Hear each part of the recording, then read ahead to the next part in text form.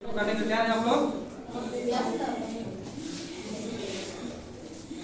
नमस्कार, मैं अभिषेक कुमार कन्या मध्य विद्यालय कानपुर के विज्ञान विषय का शिक्षक हूँ। आज हम लोग वर्ग 7 के प्रोजेक्ट नंबर 1 सबसे तेज कौन का प्रोजेक्ट हम लोग करने वाले हैं। तो सबसे तेज कौन बहुत ही अपने आप में एक महत्वपूर्ण प्रश्न है और ये जो हम लोग प्रोजेक्ट करने वाले हैं ये आपकी किताब का चैप्टर 4 गति और समय से रिलेटेड है। तो अब हमको ये बताइए, आप लोग विद्यालय पढ़ने के लिए आते हैं? कहाँ से आते हैं? घर से। तो घर से विद्यालय आने के लिए आप खड़ा हो जाइए। आपको कितना समय लगता है? घर से विद्यालय आने में आपको कितना समय लगता है? 10 मिनट। आप खड़ा होइए। आपको घर से विद्यालय आने में कितना समय लगता है? 5 मिनट। आपको घर से विद्यालय आने में कितना समय? 7 मिनट। तो 5 मिनट, 7 मिनट, 10 मिनट, सबका समय अलग अलग लग रहा है। आपको बता सकता है कि समय क्या है? क्यों बता सकता है समय क्या है? बताइए। किसी वस्तु को एक बिंदु से दूसरे बिंदु तक ले जाने के बाद कार्य करने के अंतराल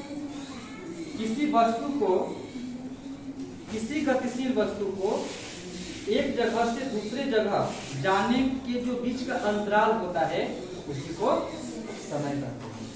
अच्छा, हम लोग समय को पता करने के लिए किस चीज का इस्तेमाल करते हैं? घड़ी। मोबाइल की घड़ी से भी हम लोग समय पता करते हैं। अच्छा, अब ये बताएगा कि घड़ी का आविष्कार कब और किसने किया? बताइए। पीटर हेनले ने 16वीं शताब्दी में पीटर हेनले ने 16वीं शताब्दी में घड़ी का आविष्कार किया। अब ये बताइए कि 16वीं शताब्दी से पहले लोग टाइम कैसे देखते होंगे? जब 16वीं शताब्दी में घड़ी का आविष्कार हुआ तो उसके पहले लोग समय कैसे देखते होंगे?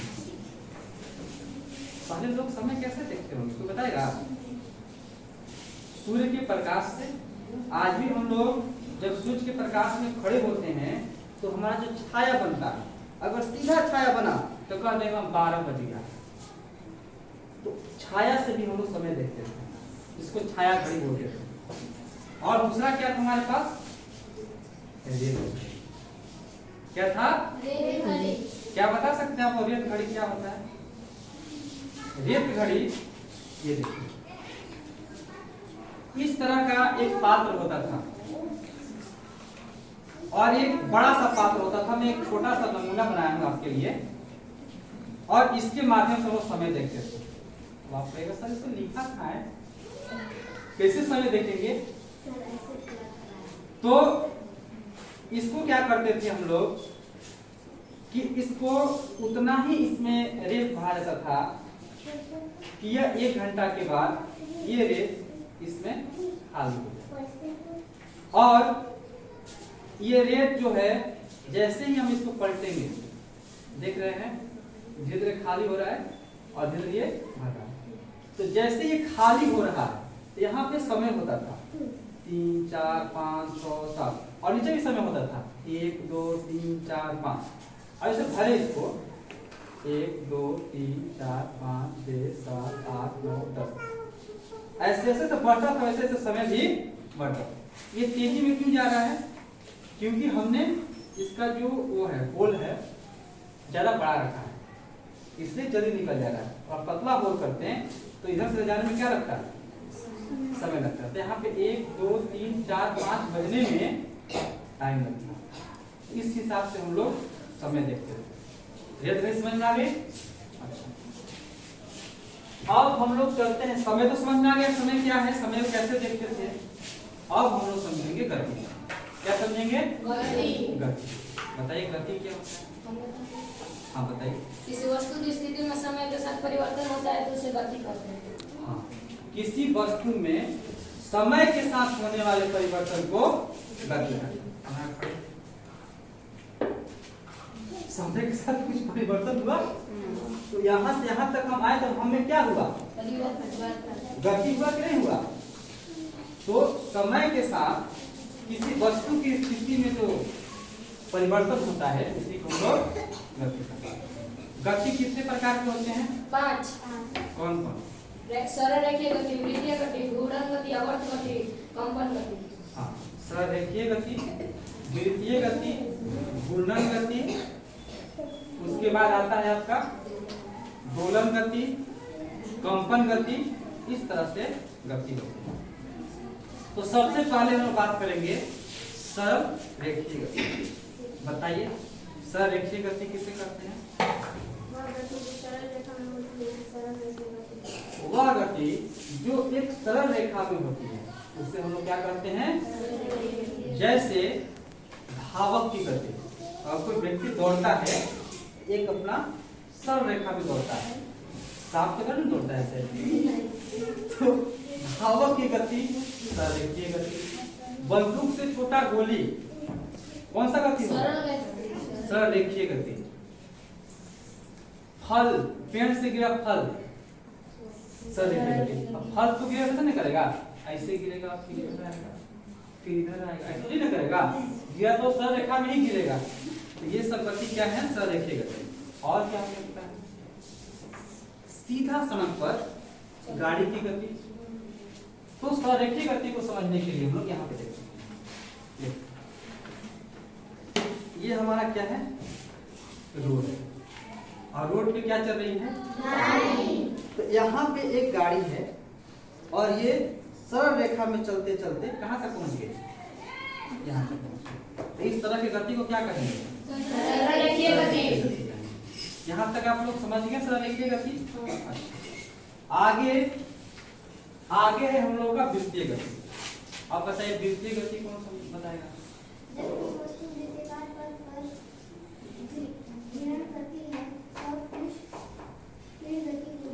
हाँ, जब कोई वस्तु वृत्ताकार पथ पर गमन करता है, गमन मतलब गति करता है, तो उसको क्या कहते हैं?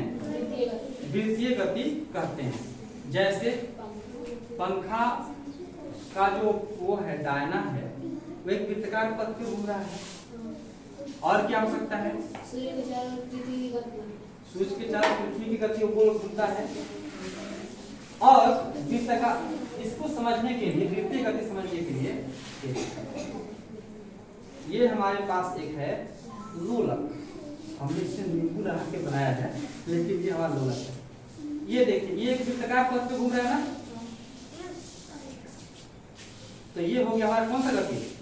वृत्तीय गति। वृत्तीय गति। और इतना गति से ताली तो बजाइए।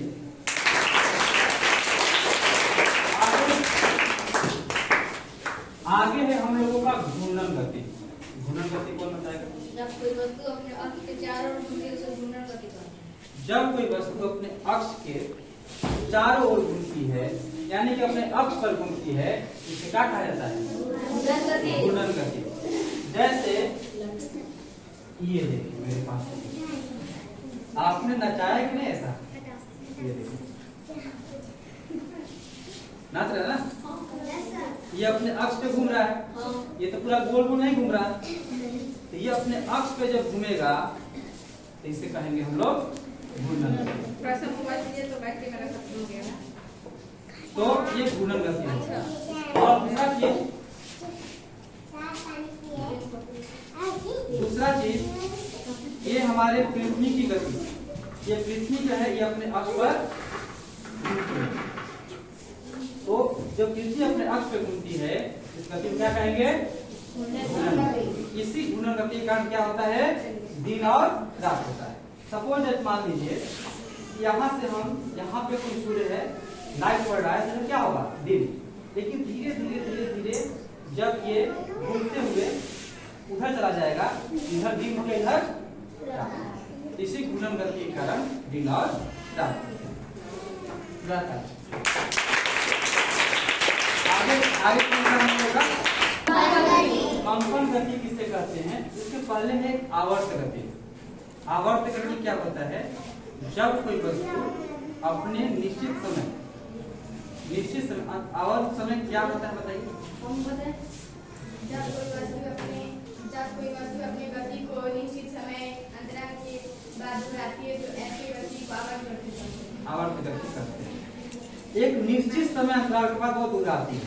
जैसे सपोज हम इसको ले लेते हैं, मानते हैं एक पेंडुलम है, ठीक है ना, दोलक है, इसको हम अपने स्थान से ऊपर करके हम इसको छोड़ देते हैं।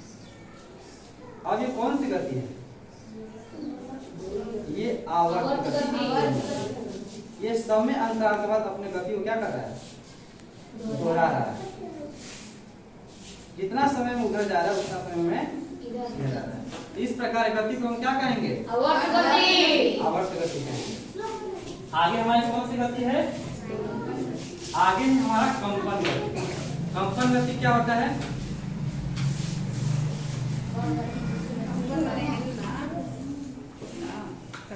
हाँ बताइए, कंपन गति क्या होता है? वह गति जिसमें पेड़ का कुछ भाग स्थिर रहता है और हिलता नहीं है, जब उसे निश्चित समय निश्चित शैली में इधर उधर घूमता है, यह कंपन गति है।